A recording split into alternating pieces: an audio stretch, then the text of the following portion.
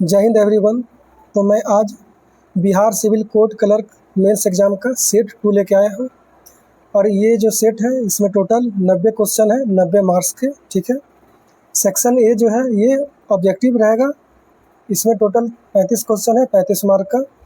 और इस ऑब्जेक्टिव में 15 क्वेश्चन कंप्यूटर का रहेगा और बाकी का 20 मैथ और रीजनिंग का मिक्स रहेगा। ठीक है। आइए स्टार्ट करते हैं पहला क्वेश्चन से। पहला क्वेश्चन है, एक ईमेल एड्रेस का दूसरा भाग डैश होता है। तो देखिए, कोई भी ईमेल एड्रेस हो तो उसका दूसरा भाग जो होता है @ के बाद जो लिखाता है gmail.com या outlook.com yahoo.com, वो सब क्या हो गया, वो सब डोमेन नेम हो गया। ठीक है। तो आंसर हो जाएगा ऑप्शन बी, डोमेन नेम। दूसरा क्वेश्चन देखिए, कह रहा है कि एमएक्स एक्सेल में निम्नलिखित में से कौन सा फंक्शन किसी रेंज के भीतर किसी दी गई शर्त को पूरा करने वाली सेल्स की संख्या की गणना करता है। तो इसका आंसर हो जाएगा ऑप्शन ए, काउंटटिव। ठीक है। काउंटटिव क्या करता है, तो सेल्स की संख्या की गणना करता है किसी रेंज के भीतर। ठीक है।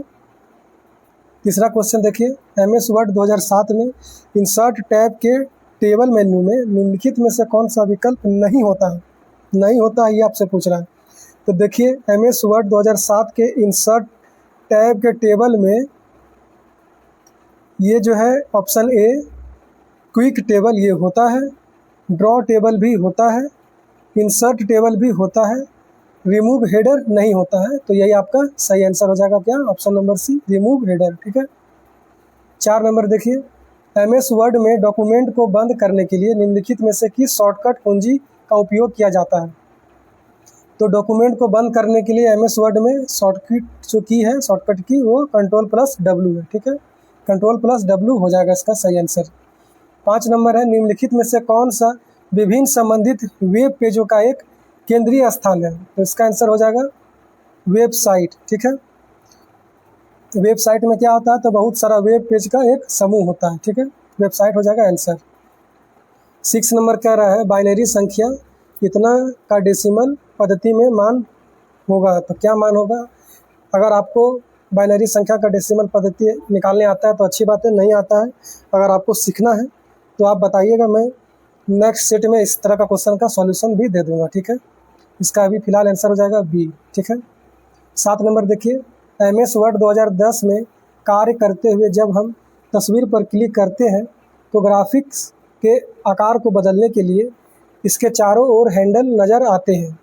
इन्हें किस नाम से जाना जाता है, क्रॉप, टूल्स, साइजिंग हैंडल या ये सभी। तो इसका आंसर हो जाएगा साइजिंग हैंडल। ठीक है। 8 नंबर देखिए, लिखा है फोर्ट्रॉन का पूर्ण रूप क्या होता है। फोर्ट्रॉन का फुल फॉर्म क्या होता है, यही आपसे पूछ रहा है। तो इसका आंसर क्या हो जाएगा, ऑप्शन नंबर सी हो जाएगा। फोर्ट्रॉन का full form formula translation, option number C, formula translation. ठीक है। चलिए आगे देखिए, और ऐसा पूछ लिया जाता है कि फोर्ट्रॉन का लैंग्वेज कैसा है, तो आपको कहना है कि यह उच्च स्तरीय भाषा है। फोर्ट्रॉन कैसा भाषा है, तो उच्च स्तरीय भाषा है। ठीक है। 9 देखिए, 9 कह रहा है कि पहली सोशल मीडिया साइट कौन सी थी। पहली सोशल मीडिया साइट कौन सी थी, माई स्पेस, 6 डिग्रीज, फ्रेंडस्टर या लिंक्डइन। तो इसका आंसर हो जाएगा क्या, 6 डिग्री। यही है कौन सा चीज़, तो पहली मीडिया साइट है, याद रखिएगा। सोशल मीडिया साइट पहली कौन सी है, 6 डिग्री। ठीक है। 10 नंबर देखिए, डगलस एंगलबर्ट ने किसका मतलब किस उपकरण या इंटरफेस का आविष्कार किया। तो इसका आंसर हो जाएगा computer mouse, option number D. Computer mouse का आविष्कारक कौन है, डगलस एंगलबर्ट है, याद रखिएगा। ठीक है। 11 देखते हैं, URL http www.brainhall.com में http हिस्सा होता है, किसका हिस्सा होता है http। तो देखिए, http जो है ये हिस्सा होता है प्रोटोकॉल का। तो आंसर हो जाएगा ऑप्शन नंबर सी, याद रखिएगा। http किसका हिस्सा है, प्रोटोकॉल का है। ठीक है। अब देखिए, आपसे फुल फॉर्म भी पूछा जाता है, http का फुल फॉर्म क्या होगा। तो आप क्या कहिएगा, http है, तो इसका आंसर होगा hyper text transfer protocol. http का क्या होगा, हाइपर टेक्स्ट ट्रांसफ़र प्रोटोकॉल। और अगर आपसे URL का पूछ ले तो URL का होगा यूनिफॉर्म रिसोर्स लोकेटर। URL का full form uniform resource locator. ठीक है। 12 नंबर देखिए, निम्न में से सबसे तेज़ मेमोरी कौन सी है। तो सबसे तेज़ मेमोरी है रजिस्टर्स, ऑप्शन नंबर सी हो जाएगा, ठीक है। माइक्रोसॉफ्ट ऑफिस एक्सेल डॉक्यूमेंट में सेल एड्रेस में क्या होता है? तो इसका सही आंसर होगा ऑप्शन नंबर डी, पहले कॉलम फिर रो का नाम होता है, डी हो जाएगा, ठीक है। माइक्रोसॉफ्ट ऑफिस एक्सेल डॉक्यूमेंट में सेल एड्रेस में क्या होता है? पहले कॉलम फिर रो का नाम होता है, ठीक है। 14 नंबर देखिए, सिस्टम के डैश में प्रोग्राम या इंस्ट्रक्शन होते हैं, पेरिफेरल में या सॉफ्टवेयर में या इंफॉर्मेशन में या आइकन में? तो देखिए सिस्टम के सॉफ्टवेयर में प्रोग्राम या इंस्ट्रक्शन होते हैं, ऑप्शन नंबर बी सॉफ्टवेयर सही आंसर। 15 देखिए, बीट डैश से संबंध रखता है, बीट किससे संबंधित रखता है? तो ये रखता है द्विआधारी अंक से, ठीक है। इसका आंसर हो जाएगा ऑप्शन नंबर डी, द्विआधारी अंक से संबंध रखता है बीट, ठीक है। आगे चलिए, देखिए 16 से मैथ स्टार्ट है। मैथ आप लोग घर पे बनाइएगा और जो नहीं बने उसका आप लोग सॉल्यूशन से देखकर बना लीजिएगा। मैं टेलीग्राम पे और व्हाट्सएप ग्रुप पे इसका पीडीएफ दे देता हूँ, जहाँ आपको सुविधा हो वहाँ से आप पीडीएफ डाउनलोड करके इसका सॉल्यूशन देखकर बना लें, ठीक है। आगे देखिए, सेक्शन बी आता है। अब सेक्शन बी जो है कैसा होता है? तो इंग्लिश डिस्क्रिप्टिव होता है 20 नंबर का, ठीक है। पहला क्वेश्चन है, देखिए क्या, right an essay in about 150 words on any of the following topics. तो ये दोनों टॉपिक में से किसी एक में आपको एसे लिखना है। पहला टॉपिक है पहला टॉपिक क्या है? Pollution due to urbanisation. Pollution due to urbanisation मतलब शहरीकरण के कारण प्रदूषण जो हो रहा है उसके बारे में आपको लिखना है एसे। दूसरा है एआई टेक्नोलॉजी, मतलब कि आर्टिफिशियल टेक्नोलॉजी, अ बून और अ कर्स, वरदान है या फिर अभिशाप है। बून मतलब वरदान, कर्स मतलब अभिशाप। तो इसका आप लोग खुद से अभी से ही कोशिश करिए इसे लिखने का, ताकि अभी से आप लोग को आदत हो जाए और एग्ज़ाम में अच्छा करके आए। और जो नहीं कर पाते हैं, पहले आप कम से कम कुछ भी तो लिखिए, 5-10 लाइन लिखिए। फिर नहीं हो पाएगा तो आप लोग पीडीएफ से देख लीजिएगा, इन दोनों का पीडीएफ में सॉल्यूशन दिया गया है, ऐसे कैसे लिखा जाता है, कौन कौन सा अमेंडमेंट टॉपिक लिखना चाहिए वो दिया गया, आप वहाँ से पढ़कर देख लेंगे। दूसरा है draft on public notice in about 50 words on any of the following topic. 50 word के अंदर आपको एक पब्लिक नोटिस लिखना है। टॉपिक कौन कौन सा होना चाहिए? तो कोई भी एक इस दोनों में आप कीजिए। पहला टॉपिक है कल्चरल डिपार्टमेंट मीटिंग है। पहला टॉपिक है कि कल्चरल डिपार्टमेंट मीटिंग पर एक पब्लिश नोटिस लिखिए 50 वर्ड के अंदर। दूसरा है एनुअल डे प्रोग्राम मीटिंग में एक नोटिस लिखिए, तो जो आपको अच्छा लगे वो लिखिए। तीसरा है write a letter in any one of the following in about 50 word. 50 word के अंदर एक लेटर लिखना है, कोई दोनों में से कोई एक टॉपिक पे। पहला है क्या कि लेटर लिखना है to the company regarding the return of damaged good. Company को लेटर लिखना है किसके रिगार्डिंग? तो डैमेज्ड गुड है, सामान जो है कुछ डैमेज है उसको रिटर्न करना है, उसके रिगार्डिंग आपको कंपनी को एक लेटर लिखना है। दूसरा है क्या प्रिवेंटिंग वाटर लॉगिंग। तो वाटर पानी का क्या हो रहा है, जमाव हो रहा है, तो उसका कैसे प्रिवेंट करें, उससे कैसे बच सकें, उसके बारे में क्या है तो एक लेटर लिखना है आपको, ठीक है। 4 देखिए, correct the given sentences and rewrite them. तो सेंटेंस को आपको सही करके इसको सही करके लिखना है दोबारा से। तो the ball I kicked went highly in the sky. तो देखिए गलती यहीं पर है, हाईली नहीं होगा, हाई इन द स्काई होगा, ठीक है। यहाँ पे एडजेक्टिव का यूज होगा ना कि एडवर्ब का। हाईली एडवर्ब हो जाता है, हाई होगा एडजेक्टिव, हाई लिखेंगे, ठीक है। बी देखिए, बी लिखा है a lot of adulterants or chemicals that can lead to an range of health problems in both children and adults. कह रहा है कि बहुत सारा एडल्ट्रेशन हो रहा है, मिलावट हो रहा है, किसका? तो केमिकल का, जिसके कारण क्या हो रहा है तो ढेर सारा रेंज ऑफ हेल्थ प्रॉब्लम्स हो रहा है। किस में हो रहा है? तो इन बोथ चिल्ड्रन एंड एडल्ट्स। तो इसमें मिस्टेक कहाँ पे है, किसको आप ठीक कर सकते हैं? तो देखिए रेंज जो है आर से स्टार्ट होता है और ये कॉन्सोनेंट है, लेकिन इसके आगे मतलब इससे पहले क्या लिखा गया है? एन लिखा गया है। तो वॉवेल से पहले एन आता है ना कि कॉन्सोनेंट के, इसलिए यहाँ से एन हट जाएगा, to a range of health problems हो जाएगा, ठीक है। इस तरह से आप टू को सही कर सकते हैं। तीसरा देखिए लिखा है that career competition was the difficultest exam he had ever given. कह रहा है कि वह कैरियर कंपटीशन जो था वह सबसे कठिन एग्ज़ाम था जो कि वह अब तक दिया है। तो देखिए डिफ़िकल्ट का जो सुपरलेटिव फॉर्म होता है वह होता है मोस्ट डिफ़िकल्ट, ना कि डिफ़िकल्टेस्ट होता है, ठीक है। तो इसको काट के आपको क्या लिखना होगा, मोस्ट डिफ़िकल्ट लिखना होगा, ठीक है। क्या लिखना है, मोस्ट डिफ़िकल्ट, ठीक। आगे चलते हैं। 5 नंबर देखिए लिखा है identify the incorrectly spelled word. कौन सा स्पेलिंग गलत है इसमें देखिए और आप उसको सही करके बताइए। The colours of the rainbow, देखिए रेनबो होना चाहिए, लिखा क्या है, रेनबो। क्या लिखा है, रेनबो। तो ऐसे थोड़ी होता है रेनबो, रेनबो कैसे होता है, RAINBOW, रेनबो हो गया। और यहाँ पे क्या लिखा गया, BOUW, यही हो गया गलत, ठीक है।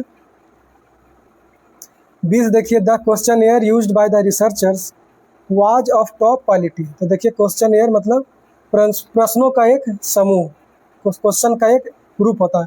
तो क्वेश्चन एयर में ना डबल एन आता है, ठीक है। क्या आता है, डबल एन, QUESTIONAIRE, ये होता है स्पेलिंग, ठीक है। डबल एन आएगा ना कि सिंगल एन, यहीं पे आपको सुधार करना है, ठीक है। आइए सेक्शन सी में, ये भी डिस्क्रिप्टिव है और 20 नंबर का है। तो हिंदी तो खैर आप लोग के लिए ईजी है। पहला है कि बैंक प्रबंधक को 50 शब्दों में एक पत्र लिखे जिसमें खाता खुलवाने का अनुरोध करें। आप लोग अभी से ही इस तरह का चीज़ को लिखना स्टार्ट कर दें ताकि आप लोग हैबिचुअल हो जाए, एग्जाम में दिक्कत ना हो।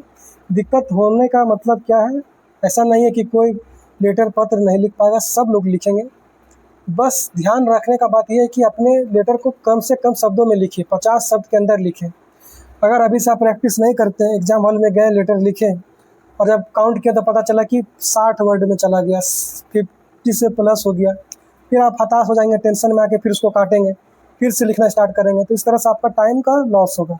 इसलिए अभी से लिखें, यही आप लोगों के लिए बेहतर होगा।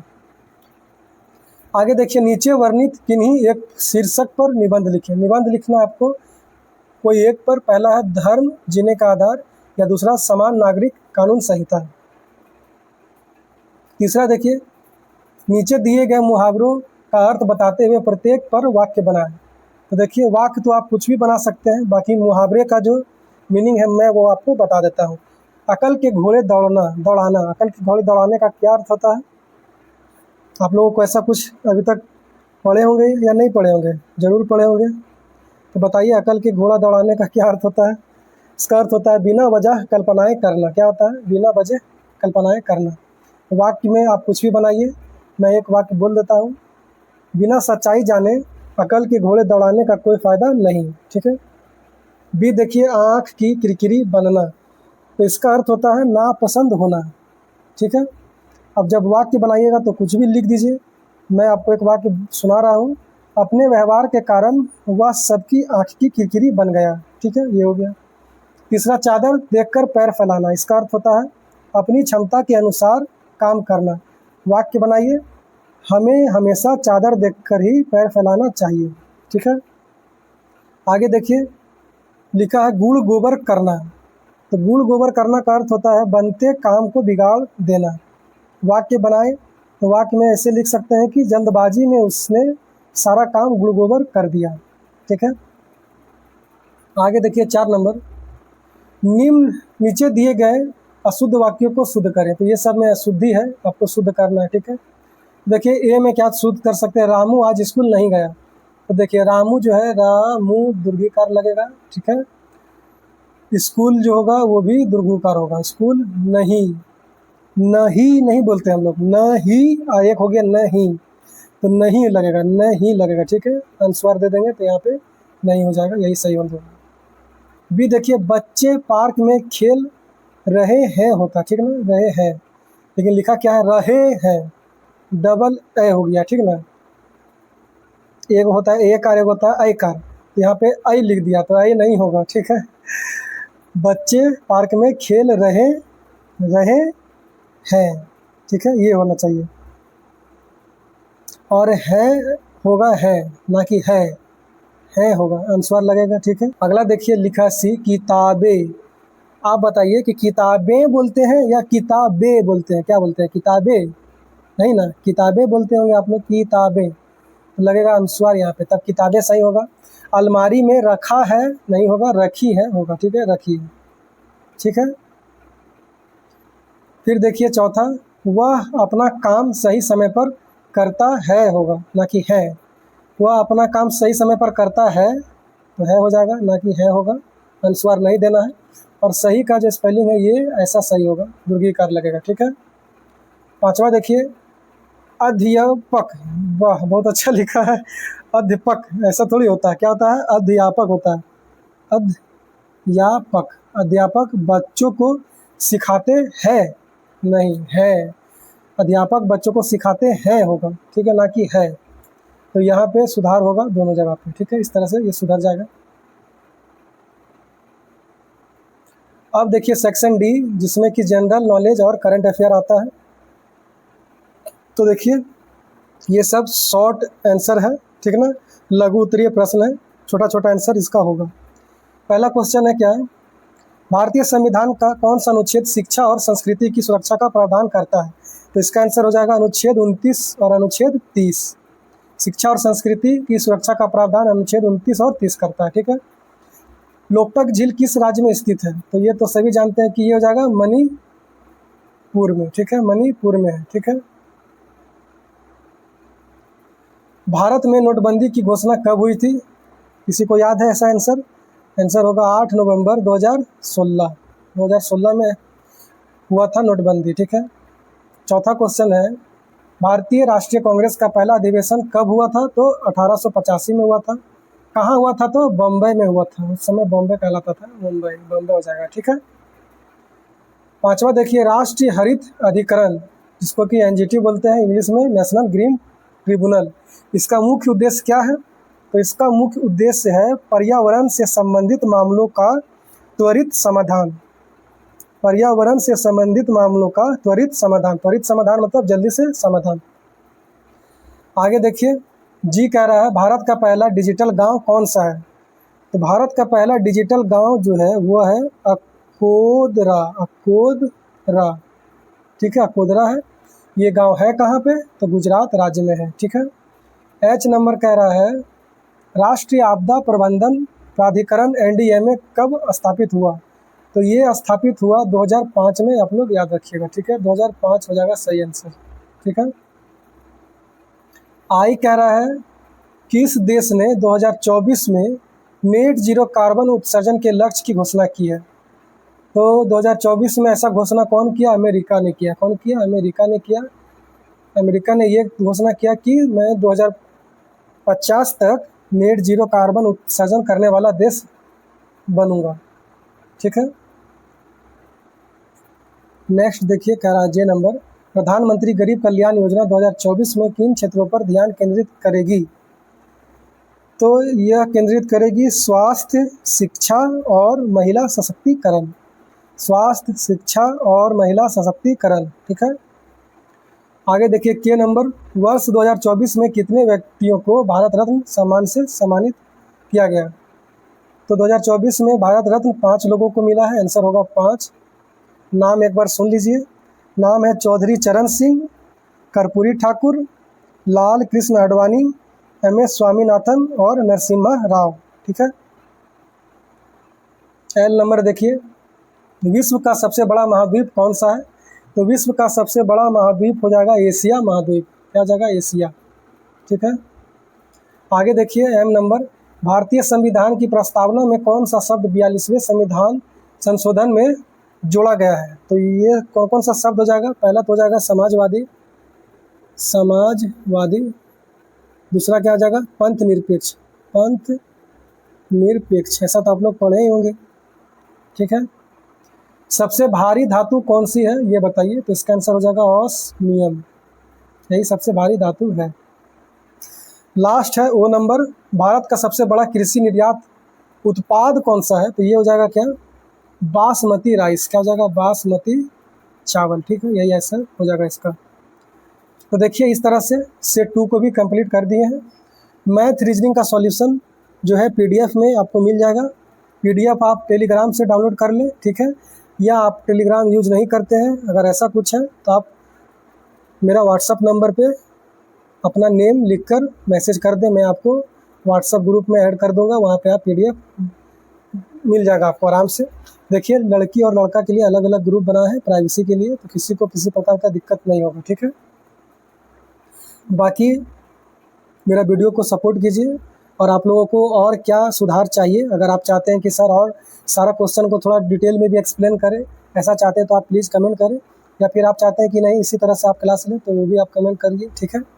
और आप लोग ये भी कमेंट कीजिए कि आप लोगों का मैथ और रीजनिंग छोड़कर, मतलब कि ये 35 ऑब्जेक्टिव जो है ऑप्शन ए, इसमें कितना मार्क्स उठता है, और लास्ट वाला जीके में जो जिसमें लास्ट का सेक्शन डी का था, उसमें आप कितना मार्क्स लाते हैं, ये दोनों को जोड़कर आप कमेंट करें, ताकि ये कंपटीशन का पता चले कमेंट बॉक्स में देखकर कौन कितना मार्क्स सही कर रहा है, ठीक है। तो ठीक है, मिलते हैं फिर अगले सेट नंबर 3 में, तब तक के लिए जय हिंद।